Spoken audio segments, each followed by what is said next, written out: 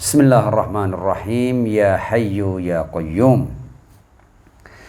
Ya Hayyu Ya Qayyum birahmatika nastaghith fa'aghithna wa la takilna ila anfusina tarfata 'ainin abada wa aslih lana sya'nana kullah. Alhamdulillahi rabbil alamin bari'il khalaiqi ajma'in. Wassalatu wassalamu ala ashrafi wa afdali anbiya'ihi wa rusulihi habibihi wa najibihi wa safiyihi wa khiratihi ala khalqih al-mahmudil ahmad al-abdil muayyad al-mustafa al-amjad abil qasimil mustafa Muhammad. Allahumma salli ala Muhammad wa ali Muhammad wa ala alihi at-tayyibin at-tahirin al-ma'sumin wa ashabihil muntajabin siyama baqiyatillahi fil aradin. Ajjalallahu ta'ala farajahu syarif wa ja'alna jami'al mu'minin wal mu'minat wal muslimin wal muslimat min adba'ihi wa junudi amma ba'd. Ikhwani wa akhwati al-aizza, assalamualaikum warahmatullahi wabarakatuh. Alhamdulillah, setelah jeda agak panjang ini ya, akhirnya kita bisa melanjutkan kajian rutin setiap malam Jumat Legi ya, berarti sebulan sekali ya, tentang Al-Arba'una Haditsan lil Imam Al-Khumaini qaddasallahu ta'ala sirrahu syarif. Dan kita sekarang telah sampai pada hadis yang ke-29 dan ini adalah pertemuan kita yang keempat. Seperti biasa, hadisnya kita baca lagi untuk kemudian kita masuk pada syarah Imam Khumaini dalam lanjutan dari pertemuan ketiga kemarin.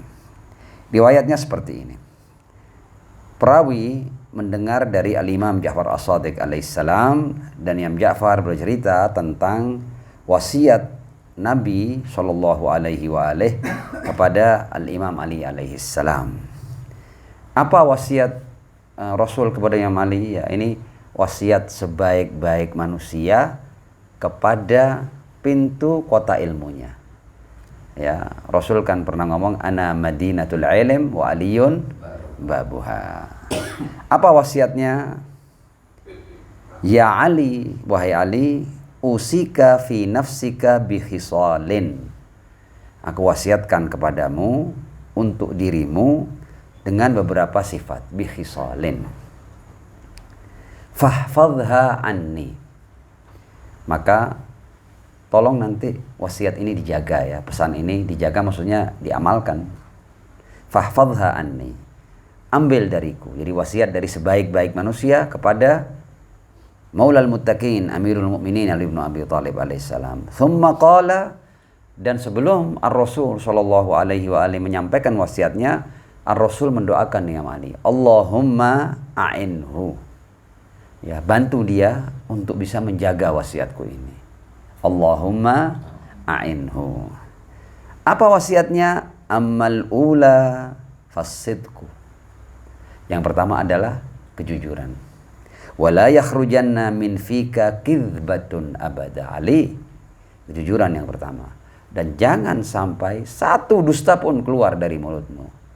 Wala yakhrujanna min fika kidhbatun abada.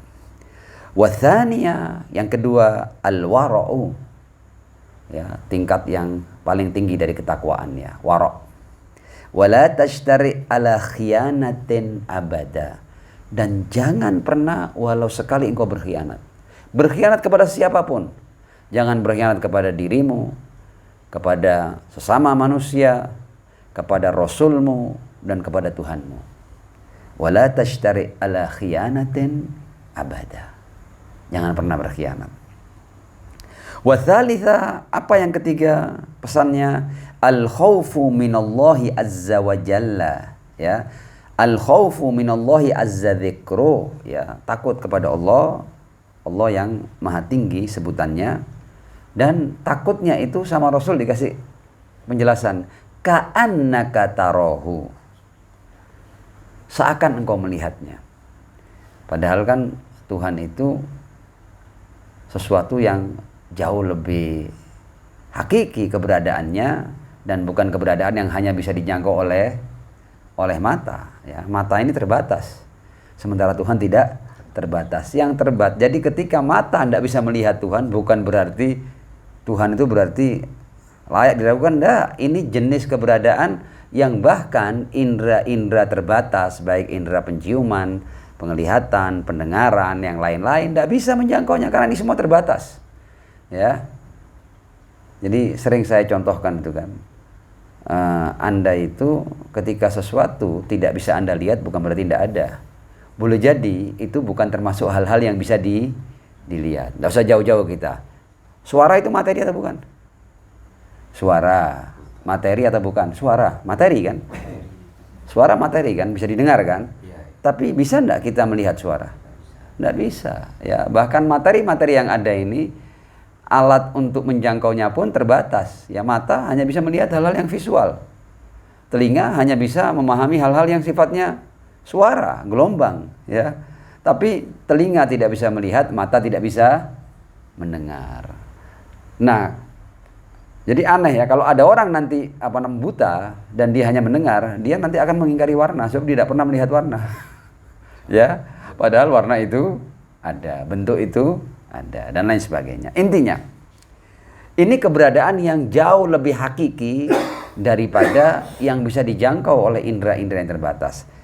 Jadi karena itu dia zat Allah ini kelasnya lebih tinggi daripada hal-hal yang bisa dilihat. Makanya dikatakan ka'annaka tarahu. Seakan engkau melihatnya. Dalam riwayat lain dikatakan wa illam takun tarahu fa innahu yaraka. Satu hal yang pasti, kalau kamu tidak punya kemampuan yang cukup untuk melihat yang tak terbatas dan memang seperti itu keadaannya, maka yang tak terbatas pasti bisa menjangkau yang terbatas. Dia melihatmu. Kalau kita kembali ke Al-Quran, la tudrikuhul absar wa huwa yudrikul absar. Mata tidak ada yang bisa menjangkau Allah Subhanahu wa taala, tapi Allah menjangkau semua mata. Shallu ala Muhammad wa ali Muhammad. Allahumma shalli ala Muhammad wa ali Muhammad. Wa'ajjil farajahum. Itu pesan yang ketiga. Pesan yang keempat, kathratul bukai warrabi'atu kathratul bukai min khasyatillahi ta'ala. Banyak menangis dikarenakan takut kepada Allah Subhanahu wa taala. Juga telah saya jelaskan, takut itu bukan berarti takut akan kezalimannya, enggak. Justru kita takut kepada Allah karena keagungannya. Ya. Kadang-kadang kita kalau ketemu orang yang sangat baik dengan kita takut, bukan takut kekejamannya. Kita takut untuk salah di hadapannya, untuk menyakiti hatinya, ya, untuk tidak bisa berterima kasih padanya. Kita takut kan? Nah, jadi takut yang seperti itu. Kathratul bukai min khasyatillahi ta'ala. Kemudian diberikan keterangan oleh Rasul, yubna laka bikulli dam'atin alfu baitin fil jannah. Dari setiap tetesan air mata akan dibangunkan untukmu 1000 rumah di surga. Ya, nanti ini akan lanjutan pembahasan sampai di sini nanti ya. Jadi masa iya satu tetes air mata berarti 1000 rumah di surga? Kayaknya lebay deh, ya. Berlebihan ini. Nah, nanti kita lihat ya. Wal khamisatu, yang kelima, badluka. Ini kan kita emang setiap kali kita menyampaikan hadis ini ya, kita mesti ulang ya hadisnya. Wal khamisatu, ya, yang kelima, badluka malaka wa damak duna dinik. Kalau dalam suatu peristiwa hartamu, jiwamu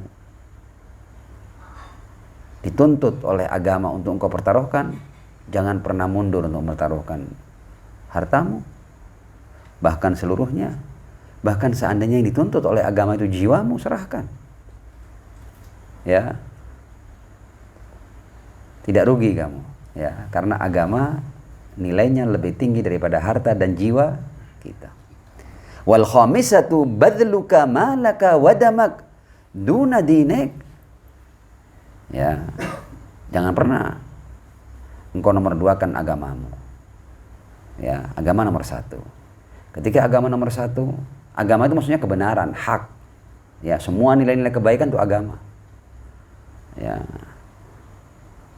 Jadi kalau untuk agama ini kemudian dituntut hartamu, jiwamu serahkan. Badluka malaka wa damak duna dinek. Wasadisa, apa pesan yang keenam? Al-ahdhu bisunnati fi salati wa saumi wa sadaqati. Ya, engkau jalankan sunnahku ya dalam bagaimana aku sholat, bagaimana aku puasa, dan bagaimana aku bersedekah. Ya, wasadisatu al-ahdhu bisunnati fi salati wa saumi wa sadaqati. Kemudian Rasul menjelaskan, amma salatu fal khamsuna raka'ah. Salat 50 rakaat. Ini gabungan antara 17 rakaat salat fardu dan nawafilnya. Wa amma siyamu, adapun puasa setidaknya fa thalathatu ayyamin fi syahr, 3 hari dalam 1 bulan. Al khamisu fi awwali, Kamis pertama, ya, wal arbi'a'u fi wasati, ya, dan Rabu di tengah-tengah, ya, berarti di Rabu yang di 10 hari kedua. Kan kalau 1 bulan kan ada 10 hari pertama, kedua, dan ketiga. Jadi Rabu di 10 hari kedua. Wal khamisu fi akhiri, dan Kamis di 10 hari terakhir. Wa amma sadaqah, ya. Jadi kalau kita mau meniru sunnah Rasul yang ditekankan, padahal kalau kita mau jujur, puasa mustahab itu ya di hampir semua hari kecuali hari yang haram seperti Idul Fitri, Idul Adha, ya, atau seperti hari yang makruh seperti Yaum Asyura, ya. Tapi atau hari yang wajib seperti bulan Ramadan. Di luar itu semua hari kita mustahab untuk puasa. Tapi ada puasa-puasa yang ditekankan, ya, minal muakkadat, ya, di antaranya puasa seluruh bulan Rajab, puasa seluruh bulan Sya'ban, dan juga setidaknya ada 3 hari ini. Ya, kalau kita tidak bisa puasa semuanya, ya setidaknya dalam 1 bulan 3 hari, ya. Apa 3 hari itu? Al-khamisu fi awwali, Kamis pertama, wal arbi'a fi wasati, Rabu yang ada di tengah, wal khamisu fi akhiri, dan Kamis terakhir. Wa amma sadaqatu, adapun sedekah, fajuhduka, ya. Jadi kamu harus bersungguh-sungguh, harus sungguh-sungguh dalam bersedekah ini, hatta taqula qad asraftu, sampai engkau merasa sudah berlebihan aku bersedekah ini. Walam tusrif, dan sebenarnya seberapa banyak pun orang bersedekah, orang tidak pernah jatuh dalam israf, ya. Untuk hal lain mungkin israf itu terjadi, tapi bersedekah tidak ada israf. Wa alaika bisolatil lail, wa alaika bisolatil lail, wa alaika bisolatil lail. Diulang 3 kali, salat malam, dan salat malam. Kemudian wa alaika bisolatiz zawal, wa alaika bisolatiz zawal, wa alaika bisolatiz zawal. Ya, kalau kita melihat salat yang wajib setelah tergelincirnya matahari itu kan salat zuhur dan asar. Kemudian wa alaika bitilawatil Qur'ani ala kulli halin. Ya, engkau baca Al-Qur'an di setiap saat. Artinya kita itu harus dekat dengan Al-Qur'an. Bukan berarti kita tidak beraktivitas. Ya, kita beraktivitas. Tapi di setiap aktivitas kita, contohnya orang yang kerjanya driver namanya. Dia lakukan pekerjaannya, tapi kan bisa dia sebelum dia jalankan mobilnya 1 lembar Al-Qur'an. Ketika parkir 1 lembar Al-Qur'an. Ya. Jadi kalau kita mau kembali kepada Ar-Rasul sallallahu alaihi wa alihi, wasiatnya wa alaika bitilawatil Qur'an ala kulli halin. Ibu rumah tangga mau masak atau nunggu masakannya itu mendidih dan lain sebagainya, berapa lama kita? 1 menit, 2 menit. Ya, artinya kita harus terus bersama Al-Quran. Yang sedang merawat bayi, yang sedang menjaga toko, semua kita bisa melibatkan Al-Quran dalam setiap kegiatan kita. Dan kita belum pernah coba itu kan, padahal berkahnya luar biasa. Wa alaika, tidak perlu baca 1 juz, tidak jalan nanti sehari tok itu, habis itu pusing Anda. Letakkan Al-Quran di tempat Anda kerja. 1 halaman. 1 halaman tuh tidak usah walak-walik, ya, tidak usah bolak-balik, ya. 1 halaman saja. Nanti ada kesempatan lagi, dilanjutkan ini. Lihat bagaimana nanti ayat-ayat itu akan membuat hati kita tenang. Karena kita belum coba. Kita baca itu kalau nanti Ramadan pas bareng-bareng, cepet-cepetan. Hatam tapi cepet ya. Kalau yang hatam loh ya, ada banyak yang enggak juga. Hatam Ramadan enggak juga. Ya. Jadi pesannya apa? Wa alaika bitilawatil Quran ala kulli halin. Dan ini bisa loh ya. Dan coba aja. Kita enggak usah coba lama-lama. Coba seminggu aja. Seminggu aja. Kita lihat hasilnya kayak apa nanti. Wa alaika bi raf'i yadaika fi salatika wa taklibihima. Jadi kalau kita takbiratul ihram itu kita angkat Allah sambil kita beginikan ya. Jadi Allahu Akbar. Turun lagi. Tanda boleh jadi ini tanda kita pasrah kepada Allah Subhanahu wa taala. Taslim kepada Allah.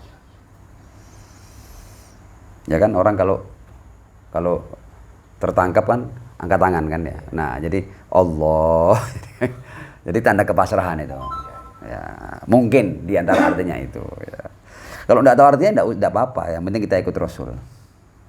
Wa alaika bisiwaki inda kulli wudu. Ya, hendaknya engkau bersiwak setiap kali berwudu. Kemudian di bagian akhir ini pesan yang sifatnya umum ya. Wa alaika bimahasinil akhlaqi farkabha. Pokoknya hiasi dirimu dengan akhlak-akhlak yang baik. Akhlak yang baik kapan? Di mana saja, kapan saja, kepada siapa saja. Dengan istri kita, dengan anak kita, dengan orang tua kita, dengan teman kita. Ya, dengan karyawan kita, dengan atasan kita, dengan tetangga, dengan sanak kerabat, famili. Wa alaika bimahasinil akhlaq farkabha. Ya orang kadang-kadang berusaha menghiasi dengan jaket kulit ya, dengan pakaian-pakaian yang mahal. Nah, ada hiasan yang tidak pakai beli, akhlak.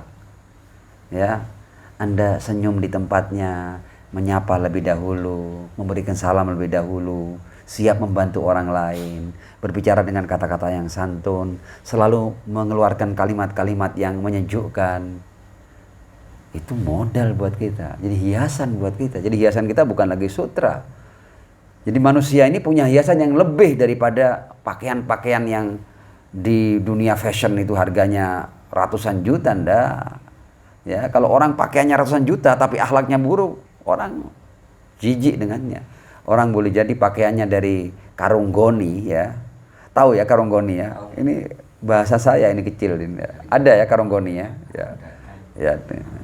Itu tapi kalau akhlaknya baik, kita dicintai orang, disukai orang, dan orang cinta kita itu sungguh-sungguh karena ini baik. Tapi kalau orang hormat dengan kita karena kekayaan kita, karena kekuasaan kita, itu biasanya pamrih.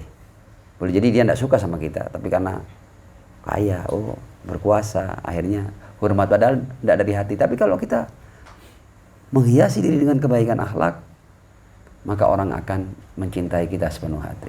Wa alaika bimahasinil akhlaqi farkabha wa masawil akhlaq fajtanibha. Sebagai lawannya, hal-hal yang buruk tinggalkan.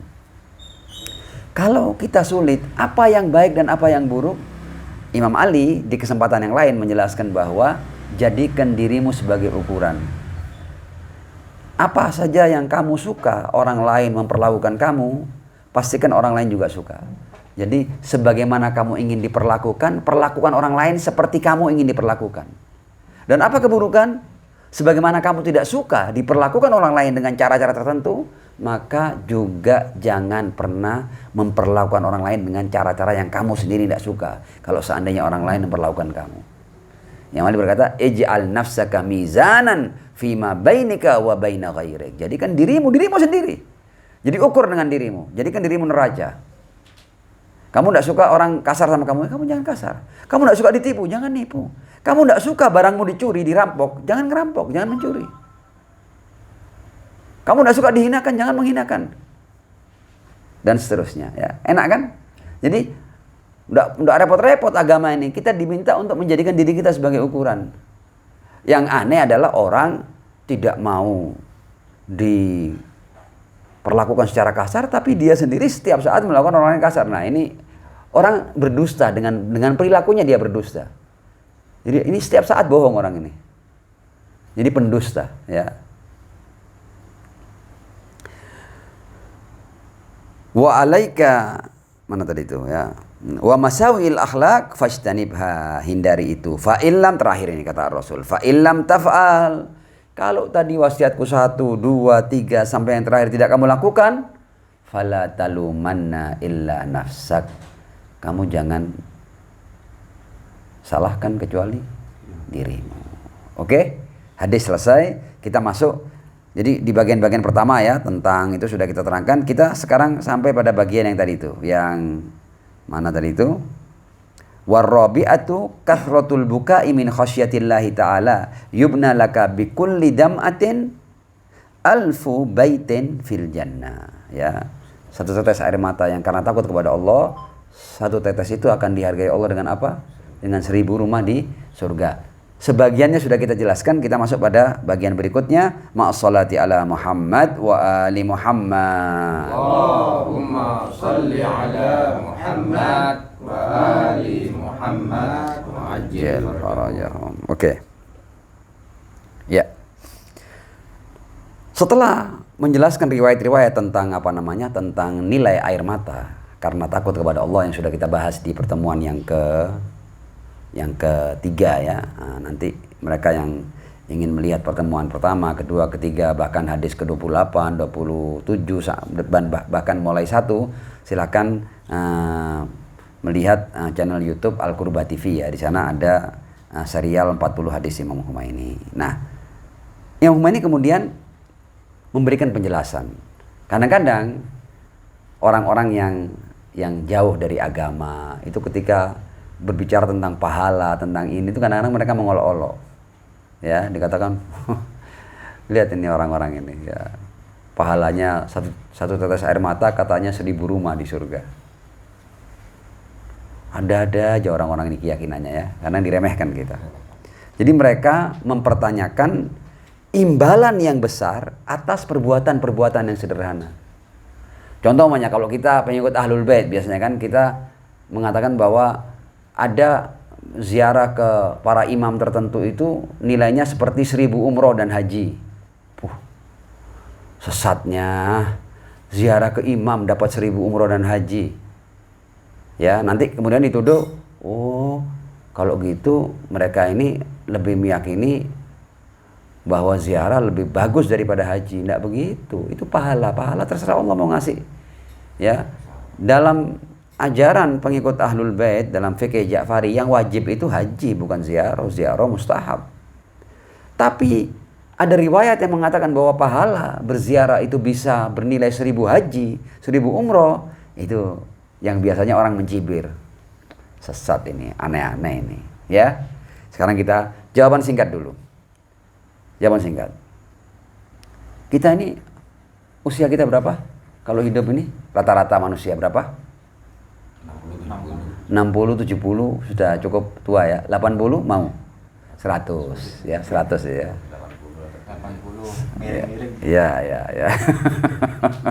80 sudah anu ya, sudah oleng ya. Ya. Nah, orang kan kadang ketika berbicara pahala-pahala yang besar itu, makanya kayak pahala ziarah itu bisa dapat 1000 umroh dan haji pahalanya loh ya. Itu tidak kemudian merubah ziarah jadi wajib, haji jadi mustahab. Enggak, haji tetap wajib, ziarah tetap mustahab. Itu pahala. Nah, saya kasih contoh di riwayat yang diterima oleh Sunnah dan Syiah ini. Jadi kan tadi kan rata-rata manusia umurnya 80 tahun kan ya. Oke. Sekarang 80 tahun itu berarti kita sudah sholat berapa kali? Banyak kali kan, ribuan rakaat sudah kan ya. Puasa sudah ratusan kali kita puasa, 80 tahun itu. Ini kalau kita taat beribadah loh ya. Tapi ada riwayat yang diterima oleh Sunnah dan Syiah, Rasul pernah ngomong kayak gini. Tafakkuru sa'atin afdalu min ibadati sanah. Bahkan ada riwayat yang mengatakan tafakkuru sa'atin afdalu min ibadati alfi sanah. Berpikir sejenak, sesaat orang melakukan perenungan itu lebih afdol daripada ibadah selama setahun, bahkan lebih afdol daripada ibadah 1000 tahun.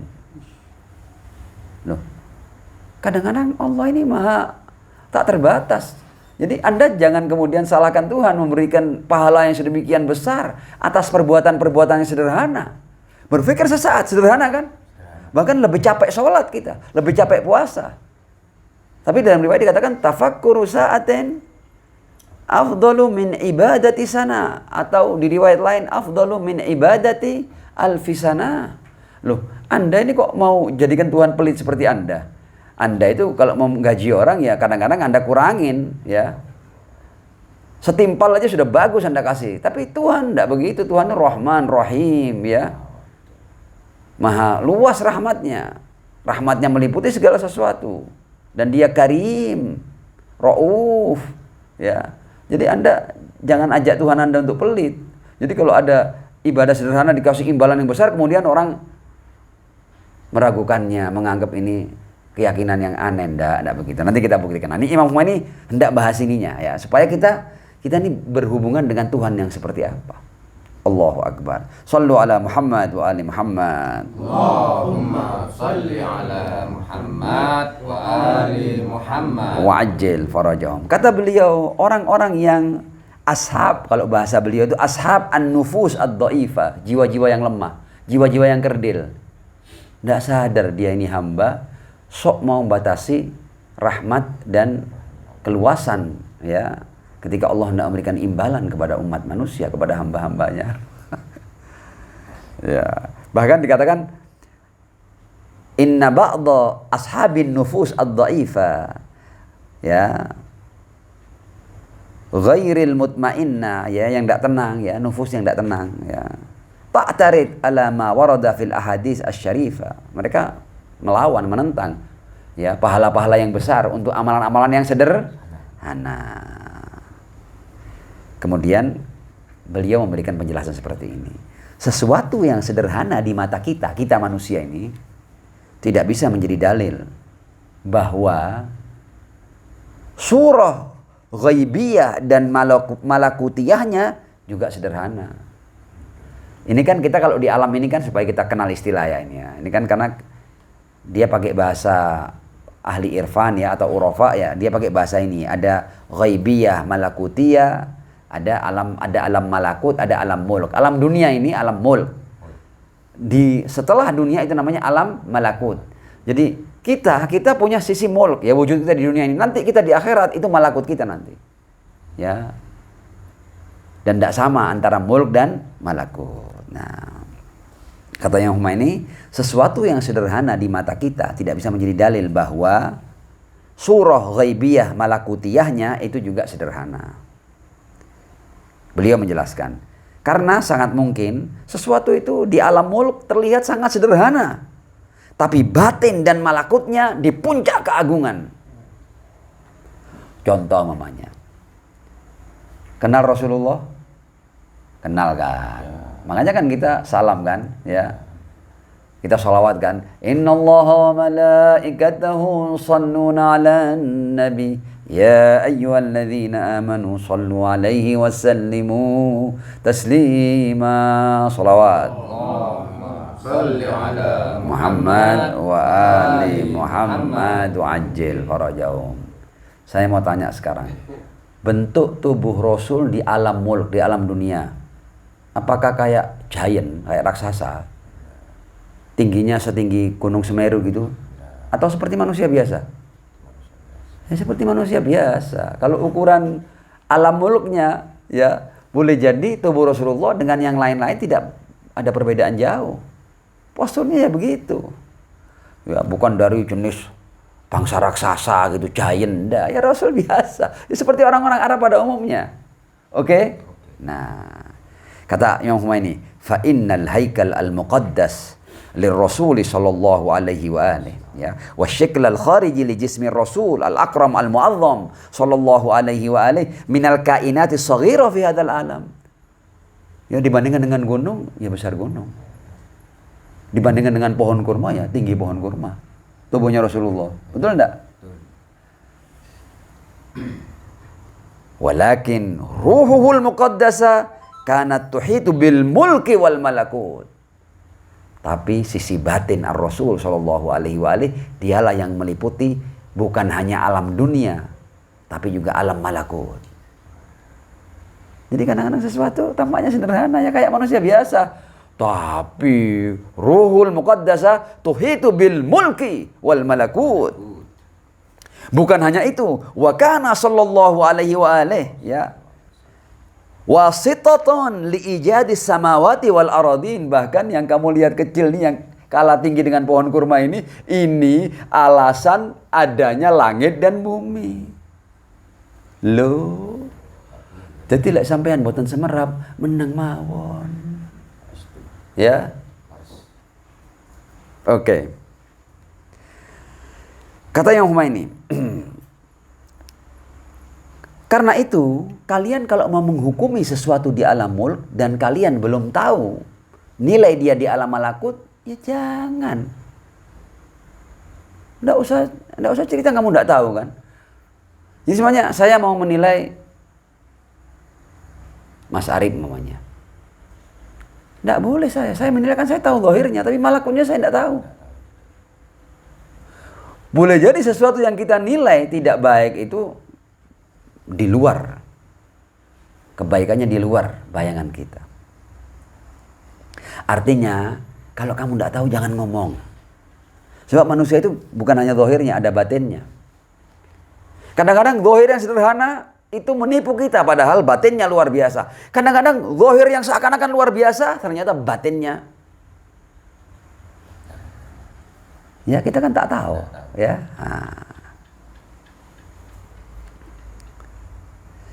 Nah, karena itu tentang alam malakut ya kita harus mengambil informasi dari orang-orang yang punya akses ke alam malakut. Lah kalau Anda tidak punya akses ke alam malakut, jangan ngomong. Anda tidak tahu kok ngomong, ngawur nanti Anda. Ya, nah gitu loh maksudnya. Oke. Jadi alam akhirat itu katanya Imam Khomeini adalah alam tafaddul dan penghamparan rahmat ilahi. Ya, nanti kita lihat ya di dunia ini saja. Padahal ini alam mulk, alam yang paling rendah ini. Kita melihat anugerah dan nikmat seakan tak terbatas, luar biasa nikmat. Di dunia ini kita bisa menghitung nikmat Allah, tidak bisa. Wa in ta'uddu nikmatallahi la tuhsuha. Ini padahal alam mulk, alam yang paling rendah. Ini kalau kita dinaikkan satu digit ke alam berikutnya, sudah geleng-geleng kita ngalamin aja, kita tidak tahu batasannya kok. Ya kan? Langit dan bumi ini kita tidak tahu, padahal ini alam mulk loh ya. Seluruh semesta ini yang pesawat olang-alik yang paling canggih belum tahu di mana batasnya. Ya. Ini alam mulk ini. Oke. Jadi kalau alam mulk itu hamparan rahmat ilahi seperti ini kedahsyatannya, Anda sudah jangan ngomong. Lu Anda alam mulknya Anda tidak tuntas. Alam mulk ini usianya sudah miliaran tahun, sementara Anda cuma hidup 80 tahun. Anda tidak cukup waktu untuk menelusuri alam mulk ini, tidak cukup waktu. Makanya jangan ngomong sudah. Alam mulk aja Anda tidak lulus. Mau cawe-cawe alam malakut lagi. Ya, jangan. Tidak tahu diam. Dan alam itu, kalau alam ini sudah kayak gini dan alam itu tafaddul, ya, dan penghamparan rahmat Allah itu tak terbatas. Sudah tidak bisa dibayangkan. Dan kita tahu zat yang maha tak terbatas, rahmatnya juga tak sebenarnya logikanya selesai sudah, ya. Kalau sudah selesai dengan nilai-nilai ketuhanan dan tauhid sudah selesai sudah. Tidak menggos-menggos kita. Ini orang-orang yang kadang-kadang yang cupet-cupet itu yang gampang menggos-menggos itu ya. Ya, oke. Jadi kata Imam Khomeini minal jahli, bahkan bahasa beliau ini dari puncak kebodohan kalau ada orang yang yastab'id tafaddul dzil judil mutlaq wa dzir rahmah alla mahduda. Orang yang menganggap tidak mungkin ada imbalan-imbalan besar seperti itu.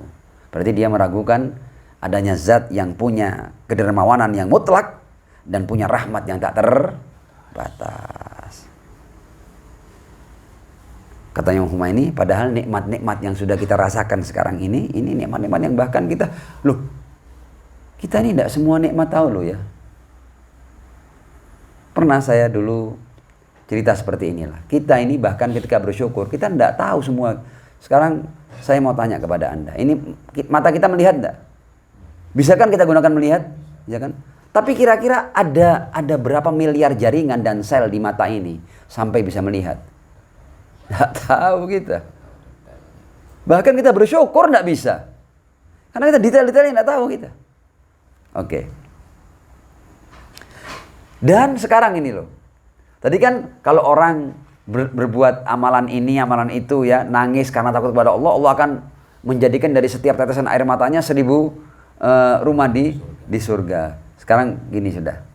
Kita ini loh dapat semua ini ya. Dapat kehidupan, dapat mata, dapat hati, dapat akal, dapat semuanya ini, ya. Kita pernah berbuat apa dulu? Apakah karena kita telah berbuat sesuatu kemudian kita diciptakan? Ya, jadi ketika Anda itu diciptakan dan seluruh wujud kita anugerah sebelum kita berbuat apa-apa, ya Anda tidak usah ragukan kalau Tuhan akan memberikan yang berlipat-lipat ganda setelah kita melakukan sedikit untuk meraih keridhoannya. Ya, kata yang mana? Hadhihi ni'am kanat min duni talab wastihqaq. Semua nikmat-nikmat ini tidak pernah kita minta, ya. Pernah dulu sebelum lahir kita minta, ya Allah, kalau nanti aku lahir mataku melihat ya, telinga pakai telinga lo ya, pakai hidung lo ya, pakai jantung lo ya, pakai hati lo ya, pakai akal lo ya. Pernah kita minta? Tidak pakai minta, tapi kita diberi semua itu. Apakah kita berhak untuk dicipta? Tidak berhak juga kita. Siapa kita? Punya hak apa kita di hadapan Allah? Oke. Hadhihi ni'am kanat min duni talab wastihqaq. Ya, nikmat-nikmat ini tidak pernah kita minta dan bukan berarti kita berhak. Fama huwal mani ayyatalattafal haqqu subhana ala ibadih intilaqan min tafaddulihil bahat wa min duni ayyi sabab ad'afan mudha'afa minal ajri wal mathuba. Lalu apa yang menghalangi Tuhan untuk memberikan yang berlipat ganda sebagai imbalan dari sebuah amalan yang meraih ridhonya? Bahkan amalan sederhana yang meraih ridhonya. Orang kita tidak pakai beramal dapat segala-galanya kok, apalagi setelah beramal.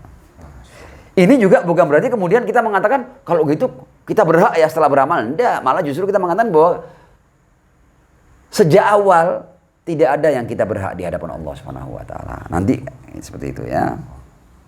Nah, kemudian ini kan penjelasan secara teologi dulu. Baru kemudian Imam ini memberikan dalil-dalil di Al-Qur'an ya. Kata yang ini, apakah bisa kita menganggap tidak mungkin ya imbalan-imbalan yang besar atas amalan-amalan yang sederhana, padahal Allah Subhanahu wa taala di Al-Qur'an telah berfirman, wa fiha, surga itu apa sih? Wa fiha ma tashtahihil anfus wa taladzul a'yun. Di sana ada apa saja yang kamu inginkan. Jadi Allah imbalannya itu tidak diletakkan pada berapa Allah mau beri, dikembalikan ke kehendakmu. Kamu mau berapa? Berarti tidak terbatas. Kamu mau apa? Ngomong, ada semuanya. Al-Qur'an mengatakannya, wa fiha ma tashtahihil anfus wa taladzul a'yun. Berarti apa yang tidak ada? Tidak ada yang tidak ada. Karena Allah sudah meletakkan imbalannya pada apapun yang kamu inginkan. Sementara iroda kita ini Allah ciptakan loh. Iroda kita ini kita bisa beriroda tanpa batas ini karena Dia. Kok bisa kita punya keinginan yang terbatas? Dia yang memberikan keinginan itu. Dan Dia memenuhi keinginan itu. Wa fiha, ini saya baca Al-Qur'an. Wa fiha ma tashtahil anfus wa taladzul a'yun. Ya. Jadi imbalan sudah Tuhan diserahkan kepada iradah manusia. Mau apa kamu? Terserah. Silakan. Ya. Tinggal ngomong. Padahal kita tahu kan iradah manusia ini juga tidak ada batasnya. Emang ada batasnya? Tidak ada. Jadi katakanlah kita dikasih alam semesta ini. Bisa tidak kita minta alam semesta yang kedua, yang ketiga, yang kelima? Bisa. Jadi iroda manusia tidak ada batasnya. Dan Allah sanggup untuk memenuhi apapun yang kamu inginkan. Allah. Sallu ala Muhammad wa ali Muhammad. Allahumma salli ala Muhammad wa ali Muhammad. Jadi jelas ya. Jadi tidak usah kaget ya dengan imbalan-imbalan yang besar atas amalan-amalan yang kecil. Makanya kan dalam doa-doa Ahlul Bait diajarkan ya may yu'til katsira bil qalil. Wahai zat yang memberikan yang banyak berlimpah atas perbuatan-perbuatan yang sedikit, yang kecil, yang tidak ada nilainya. Bahkan nanti insya Allah antum semua min ahlil jannah ya. Amin. Ya mudah-mudahan saya juga ya. Amin. Itu nanti kita akan kaget dengan imbalan Allah SWT. Kita akan geleng-geleng, ya Allah, apa yang aku perbuat di dunia sehingga Engkau berikan yang sebanyak ini? Ya, semua manusia akan kaget dengan imbalan Allah SWT. Ya, kita tinggal sabar barang sejenak di dunia, apalagi kita sudah usia kayak gini 50 lebih nih ya, paling 10 kali hari raya itu kalau sehat. Ya. Ini sudah terakhir, ini sudah kita baik-baik saja sudah, enggak usah aneh-aneh. Mau apa? Mau ngapain? Mau apa di dunia? Mati akhirnya. Makanya kita isi dengan kebaikan. Naam. Ya. Kemudian Al-Imam Al-Humaini qaddasallahu ta'ala sirrahu syarif memberikan kepada kita semua nasihat ya. Kata beliau bahwa kalau kita kembali kepada ayat-ayat Al-Quran dan riwayat-riwayat yang sampai dari Ar-Rasul dan para imam suci Ahlul Bait alaihimussalam yang berbicara tentang pahala-pahala yang besar ini, itu riwayat-riwayatnya banyak ya, bukan cuma 1, 2, 10, ndak, ada puluhan bahkan ratusan riwayat ya. Itu di luar batas tawatur ya, melebihi kemutawatiran ya. Dan semua kitab-kitab yang mu'tabarah dan mu'tamadah ya, kitab-kitab yang bisa dipertanggungjawabkan ya, itu penuh dengan riwayat-riwayat seperti ini. Nah, kata beliau, banyaknya riwayat-riwayat tentang imbalan-imbalan yang besar ini karena dia sampai pada haddut tawatur, bahkan ma fauqat tawatur, maka riwayat ini layak untuk kita beri predikat seakan kita mendengar langsung dari Rasulullah Shallallahu Alaihi Wasallam. Seakan kita mendengar langsung dari para imam suci Ahlul Bait alaihimussalam. Dan tidak perlu takwil, tidak perlu tafsir, saking banyaknya, saking jelasnya. Nah, mengingkarinya, ya, mengingkari pahala-pahala yang besar atas perbuatan-perbuatan yang sederhana, itu hanya kembali kepada dhaful iman ya, pada kelemahan iman dan puncak kebodohan, wa muntahal jahalah. Lalu apa sikap kita? Kata beliau, kalau kamu hamba, kamu tidak punya sikap lain kecuali taslim. Yowis pasrah. Ya. Sallu ala Muhammad wa ali Muhammad. Allahumma salli ala Muhammad wa ali Muhammad wa ajil farajahum. Ya. Jadi taslim ya. Yajibu 'alal insan ay yakuna mustasliman li aqwalil anbiya war rusul wal awliya alaihimussalam. Karena mereka punya akses ke malakut. Ya. Jadi yang kamu yang tidak punya akses ke alam malakut, dia tunduklah kepada mereka yang punya akses ke alam malakut, para nabi, para rasul, para imam suci Ahlul Bait alaihimussalam. Dan manusia ini kan dia meniti jalan takamul. Manusia ini kan setiap kita ingin menyempurnakan. Kata beliau, wala yujadu syai'un fi sabili takamulil insan afdal minat taslim wa ta'ah amama awliya'il haq.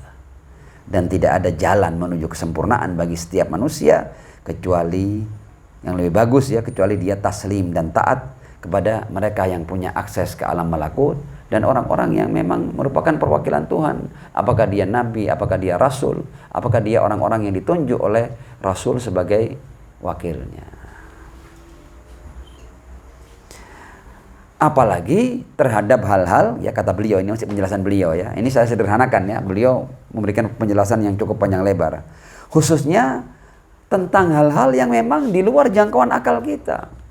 Ada masalah-masalah yang bahkan akal manusia yang paling cerdas pun, IQ yang paling tinggi pun dia tidak bisa menembusnya. Ya, IQ siapa yang bisa menembus alam malakut? Kalau tidak diberi izin dari Allah, tidak ada yang bisa menembus alam malakut. Ya, seandainya ada Einstein kuadrat 1 miliar gitu, ya kalau kecerdasannya ya, jangan cuma kuadrat 2 ya, kuadrat 1 miliar gitu ya. Jadi 1 miliar kali kecerdasannya melebihi Einstein, itu tidak punya akses ke alam malakut. Ya. Nah, di hal-hal yang di luar jangkauan akal, maka kita tidak punya jalan lain kecuali dari jalur wahyu dan dari jalur ar-risalah. Kita cari orang-orangnya. Mana insan-insan ilahi itu? Seperti itu. Nah, oke. Nah, sekarang kita masuk ke dasar Qur'ani yang lain ya. Dasar Qur'ani yang lain ya, kata Imam Khumaini, tadi kan sudah dikasih satu ayat, fiha matastahihil anfus. Masih tidak percaya? Tak kasih ayat yang lebih jelas ya.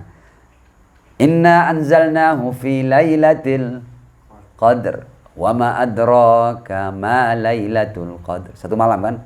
Lailatul qadri khairum min alfi syahr. Jadi kadang-kadang satu malam bisa diberi nilai 1000 bulan oleh Allah. 1000 bulan oleh Allah Subhanahu wa taala. Ya. Ada buktinya ini. Lailatul qadri khairun min alfi syahr. Amalan di malam itu Allah jadikan pahalanya seperti kita beramal selama 1000 bulan. Tidak usah kaget. Atau contoh lain ya di Al-Quran ya. Mathalul ladzina yunfikuna amwalahum fi sabilillah kamathali habbatin ambatat sab'a sanabila fi kulli sumbulatin mi'atu habba wallahu yudha'ifu liman yasha. Loh, Allah mau melipat gandakan imbalan kok orang tidak percaya, kan sakit ini berarti kan. Ya. Jadi orang yang berinfak itu ibarat satu biji. Satu biji itu ketika ditanam dia akan menumbuhkan 7 tangkai. Di setiap 7 tangkai ada 100 biji. Berarti dari 1 menjadi 7, dari 7 menjadi 700. 700 itu masing-masingnya bisa menjadi 700. Dan seterusnya begitu. Lah kalau di tanaman saja Allah sudah tunjukkan ya pelipat gandaan yang seperti itu. Masa Anda mau lebih rendahkan Tuhan daripada biji padi? Ya, semakin jelas ya. Mathalul ladzina yunfikuna amwalahum fi sabilillahi kamathali habbatin ambatat sab'a sanabil fi kulli sumbulatin mi'atu habba wallahu yudha'ifu liman yasha. Oke. Sekarang kita akan sampai pada sebab ingkar menurut Imam Khumaini. Ini yang bahaya ini. Kenapa? Sebagian orang kok ingkar dengan pahala-pahala yang besar itu. Ini mengerikan ini. Ya. Katanya Khumaini, Anda tahu orang-orang yang ingkar dengan pahala-pahala yang besar karena dia mengukur imbalan dengan amalannya. Ya, dia mengukur imbalan dengan amalannya sehingga dia memberikan harga pada amalannya, pada puasanya, pada bangun malamnya, pada sedekahnya, ya, dikira itu sesuatu. Dan kalau saya berbuat ini saya berhak mendapatkan itu. Jadi kata yang ini sebabnya adalah al-ujbu, ya, wa isti'dhamul amal. Dia menganggap besar amalannya. Hati-hati, ya. Padahal kalau tadi kita bahas, kita ini semua mendapatkan berbagai macam anugerah dan kebaikan imbalan itu semata-mata karena rahmat Allah. Yang berbuat siapa? Diri kita kan? Lah seluruh wujud kita dari siapa? Yang beramal ini ciptaan Tuhan. Jadi kita tidak bisa keluar dari rahmat Allah Subhanahu wa taala. Itu hitungan-hitungan yang gampang saja. Ya. Oke. Katanya Khumaini dibuat pengandaian. Azizi, idza faradna bi annana kunna tilat hayatina allati na'ishuha. Ya, saya terjemahkan saja. Seandainya kita selama hidup kita yang 50 tahun, 60 tahun atau silakan ditambah 70, 80 tahun ya. Katakanlah kita selama hidup 80 tahun itu kita sejak masuk usia taklif sampai kita bertemu dengan Israel kita taat toh. Tidak pernah maksiat. Seandainya. Termasuk orang-orang yang minal multazimin likullil wadhaif asy-syar'iyyah. Dan kemudian kita pergi ya meninggalkan dunia ini mati ya dengan iman yang benar dan dengan bekal amal soleh yang banyak dan katakanlah taubat yang diterima. Kata yang Khumaini itu pun kita masih belum sedikit pun berhak ya atas sedikit pun imbalan dari Allah Subhanahu wa taala.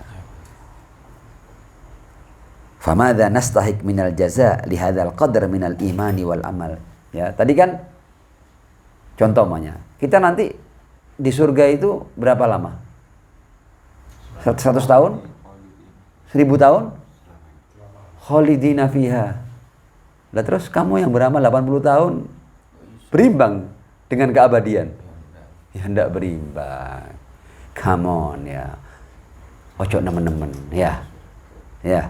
Jadi jangan pernah menganggap bahwa amalmu itu sesuatu biasa-biasa saja. Imbalannya itu tidak bisa dibandingkan dengan perbuatanmu. Jadi perbuatanmu tidak layak untuk mendapatkan imbalan-imbalan itu. Semata-mata kamu dapat imbalan-imbalan itu dari rahmat Allah Subhanahu wa taala. Karena 80 tahun tidak bisa dihargai dengan abadi. Ya. Oke. Jadi kalau kita mau ngomong hak kita, katakanlah kalau kita mau hak, ya paling enggak kamu ibadah berapa lama? 40 tahun ya, 40 tahun imbalanmu. Atau wis ditambah didik wis 80 tahun wis tura-tura iku ya. Tapi abadi ndak imbang, ya.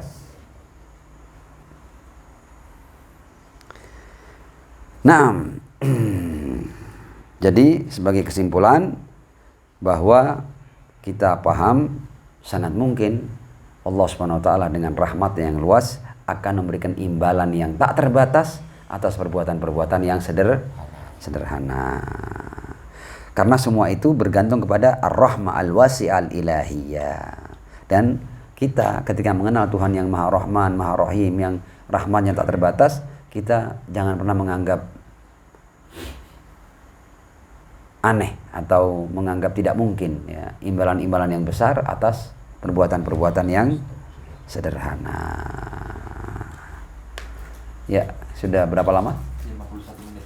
Oke, kita tambah sedikit ya. Shallu ala Muhammad wa ali Muhammad. Allahumma shalli ala Muhammad wa ali Muhammad. Wa ajil farajahum. Nah, kemudian nasihat berikut Ar-Rasul sallallahu alaihi wa alihi kepada Maulal Muttaqin Amirul Mukminin Ali bin Abi Thalib alaihi salam itu adalah seperti yang kita baca tadi ya. Kita lihat saja setelah tetesan air mata tadi apa?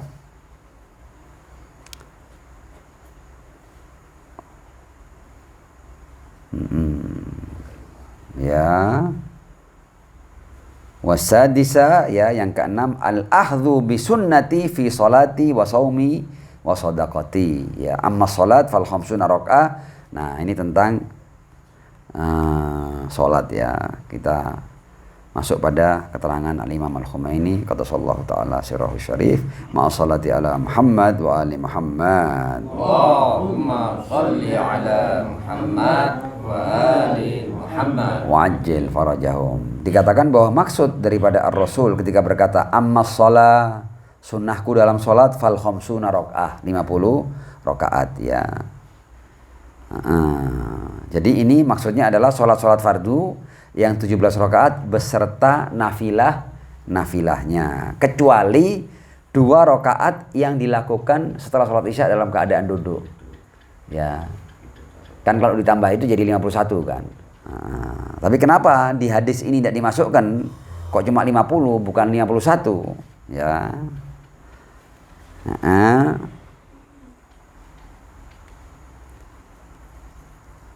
Jadi huwa sholawat min faraidiha wa nawafiliha ada rakaatain ba'da sholatil isya. Jadi selain 2 rakaat ya setelah salat Isya yang tu'addayan min julus wa tu'addan rakaah wahidah. Karena kalau ditambahkan menjadi 51. Oke. Dan kenapa Ar-Rasul sallallahu alaihi wa alihi di sini hanya menyebutkan 50 rakaat ya? Karena Rasul hendak mengatakan bahwa yang muakkad itu ya yang 50 itu. Ya. Yang satu itu bagaimana? Kita lihat ya. Riwayat dari Al-Imam Ja'far Shadiq alaihissalam. Beliau berkata, an afdali ma jarad bihi sunnah minas shalah ya. Ada yang bertanya kepada Al-Imam Ja'far Shadiq alaihissalam, sa'altu Abu Abdullah alaihissalam an afdali ma jarad bihi sunnah minas shalah ya. Apa sunnah yang terbaik dalam salat? Dijawab tamamul khamsin, 50, sama dengan Ar-Rasul sallallahu alaihi wa alihi. Nah, kemudian ada riwayat-riwayat lain ya yang sampai ya. Jadi memang kadang-kadang Rasul itu ya'ti bil atamah. Nah, atamah ini ya nama lain dari 2 rakaat yang dilakukan dengan duduk setelah sholat isya. Itu namanya atama. Dan kenapa tidak disebut ya di hadis ini sebagai bagian daripada nawafil? Karena atamah itu pada hakikatnya itu adalah badil dari sholat witir yang dilakukan di sholat malam. Kenapa kok ada atamah? Karena sangat mungkin tidak semua orang itu setelah sholat isya dia berkesempatan untuk sholat malam.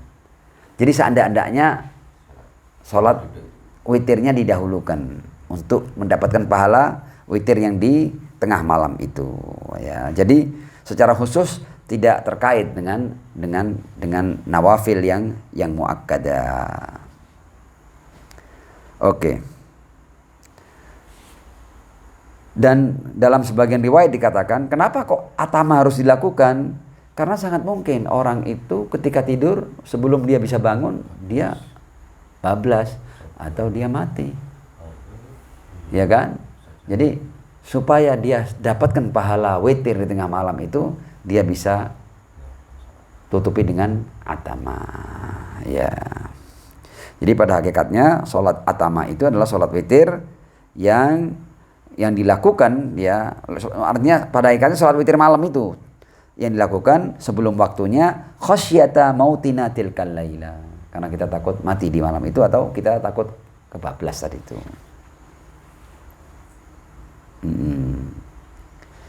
Oke. Dalam riwayat lain dikatakan annal atama lam takun min nawafil as-shalawat al-yaumiyah. Ya, ini ringkasan daripada riwayat. Jadi atama itu tidak masuk dalam nawafil as-shalawat al-yaumiyah, tapi wa innama udifat hatta takuna nawafil di'fal faraid, ya. Ini ditambahkan supaya jumlah nafilah itu 2 kali daripada sholat fardu. Sholat fardu berapa? 17 rakaat kan?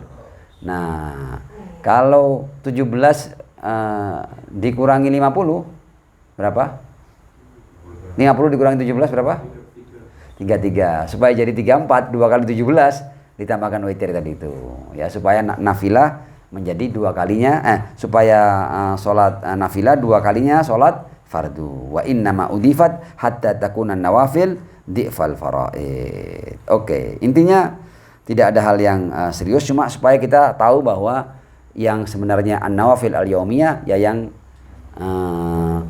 yang selain sholat witir tadi itu. Oke. Intinya dalam pesan Ar-Rasul kepada Imam Ali bin Abi Thalib alaihissalam, Rasul menekankan tentang bukan hanya sholat fardu tapi juga dengan nafilahnya. Sholat fardunya kan 17 rakaat kan?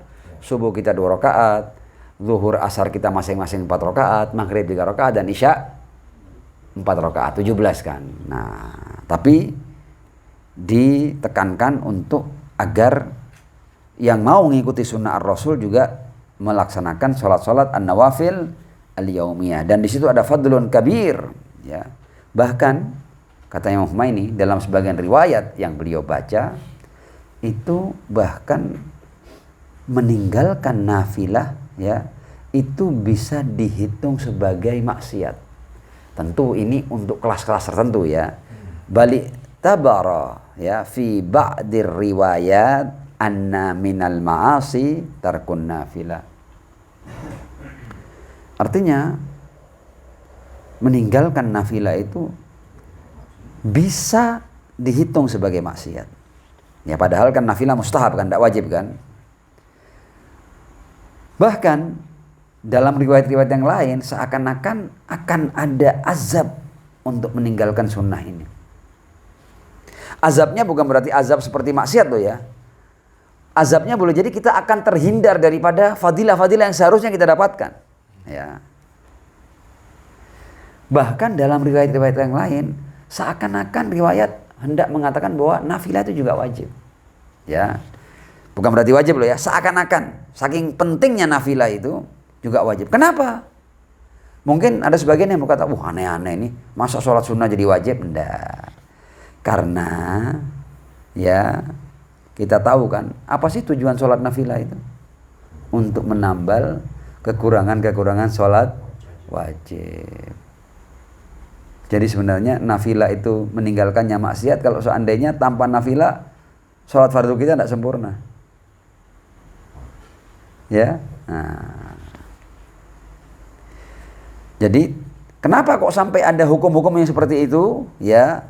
Jadi konsekuensi logisnya ketika sholat wajib kita itu bukan sholat wajib yang sempurna dan tidak akan sempurna kecuali dengan ditambal oleh nafilah dan kita tidak melakukan nafilah, berarti kita seakan-akan meninggalkan yang wajib. Jadi maksiat akhirnya meninggalkan nafilah karena kita tidak menambal sholat fardu kita.